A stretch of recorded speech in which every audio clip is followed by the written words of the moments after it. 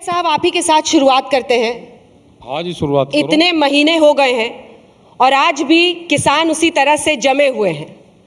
वो कौन सी बात है जो आप लोगों को आज भी इस आंदोलन को आगे ले जाने के लिए प्रेरित करती है, और वो कौन सी दिक्कत है जिसकी वजह से आज भी किसान तमाम परेशानियों को झेलकर सड़कों पर बैठा हुआ है?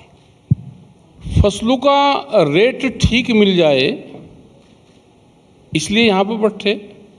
जो भारत सरकार ने कहा कि एमएसपी थी, है और रहेगी, वो धरातल पर भी मिल जाए, कागजू पना रहे। और यहाँ पे बैठे हुए हैं पिछले 11 महीने से।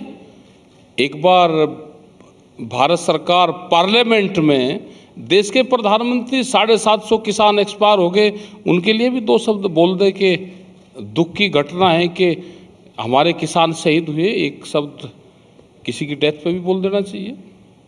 क्वेश्चन अगला सवाल उनसे कर लूं, राजेंद्र अग्रवाल जी से। राजेंद्र जी, वो कह रहे हैं, शिकायत है उनकी कि देश के प्रधानमंत्री किसानों की इस दिक्कत पर कुछ क्यों नहीं बोलते हैं, जिनकी मौत हुई है उस पर कुछ क्यों नहीं बोलते हैं? प्रधानमंत्री जी सदैव किसानों के विषयों पर बोलते हैं, पार्लियामेंट में भी बोले हैं। कृषि विधेयकों के ऊपर पूरी चर्चा हुई थी, उसमें भी जो है ये विषय आया था।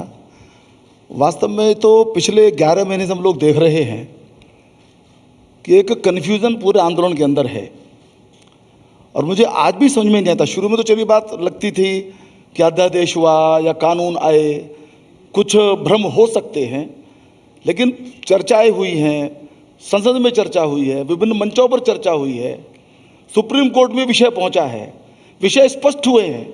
आज मुझे समझ में नहीं आता कि क्या कारण है, कोई एक कारण भी बताएं। तीनों कानूनों के बारे में कुछ बताएं, एमएसपी के बारे में कुछ बताएं। क्या ऐसा प्रावधान हो गया सरकार के द्वारा जिस पर इनको आपत्ति है? मुझको ये लगता है कि ये इसका जो उद्देश्य है किसान हित नहीं है, कुछ अन्य है। कुछ राजनीतिक एजेंडा हो सकता है, कुछ राजनीतिक महत्वाकांक्षाएं हो सकती हैं, कुछ राजनीतिक दलों के एजेंडे से जुड़ाव हो सकता है। क्योंकि किसानों को लेकर के जो विषय उठने चाहिए, किसानों को लेकर के जो चर्चा होनी चाहिए, वो चर्चाएं हुई हैं। और नरेंद्र मोदी जी की सरकार पूरी तरीके से उन विषयों पर सेंसिटिव है। उसका ट्रैक रिकॉर्ड है जो 2014 के पश्चात से किसानों को केंद्र में रख करके कदम उठाए गए हैं, चाहे वो किसान को किसान के नाते राहत देने की बात हो, और चाहे गाँवों के अंदर रहने के कारण से गाँवों के अंदर इंफ्रास्ट्रक्चर निर्माण करने की बात हो। क्योंकि यदि गांव के अंदर सुविधाएं होंगी तब किसान को वहाँ रहने की स्थिति बनेगी। क्योंकि ये स्थिति अच्छी नहीं है कि किसान गरीबी के कारण से, साधनहीनता के कारण से अपनी खेती को छोड़ने के लिए मजबूर हो और शहरों में जाकर के मजदूरी करे। ये स्थिति अच्छी नहीं है। तो जहाँ किसान की चिंता करना, वही किसान के परिवेश की भी चिंता करना, और मैं उन बातों को बहुत सारी को गिना सकता हूँ मैं, लेकिन उन सब विषयों के ऊपर लखीमपुर खीरी पर भी बात करेंगे।